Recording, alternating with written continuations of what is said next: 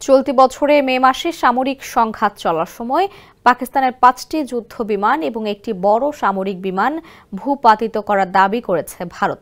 সংঘাত বন্ধের ৩ মাস পর ভারতীয় বিমান বাহিনীর প্রধান সম্প্রতি এই দাবি করেন।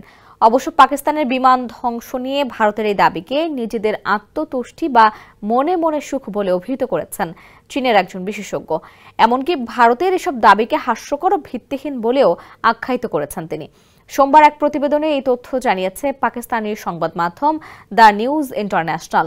সংবাদ মাধ্যমটি বলছে, ভারতের বিমান বাহিনী প্রধান air chief marshal Amarpreet Singh এর দাবিকে হাস্যকর ও ভিত্তিহীন বলে মন্তব্য করেছেন চীনের চারহার ইনস্টিটিউটের জ্যেষ্ঠ গবেষণা ফেলো অধ্যাপক চেং শিজাং।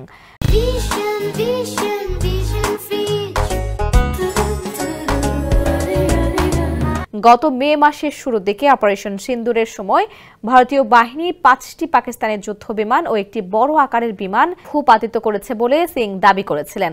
অধ্যাপক চ্যাং বলেন, এই দাবির পক্ষে ভারতীয় পক্ষ কোনো দৃঢ় প্রমাণ উপস্থাপন করতে পারেনি এবং আন্তর্জাতিক মহলে এটি ব্যাপকভাবে প্রশ্নবিদ্ধ হয়েছে। তিনি বলেন, যে কোনো কিছু যথেষ্ট প্রমাণের উপর নির্ভরশীল হওয়া উচিত। ভারত কোনো ধ্বংসাবশেষের ছবি বা রাডারের তথ্য প্রমাণ প্রকাশ করেনি।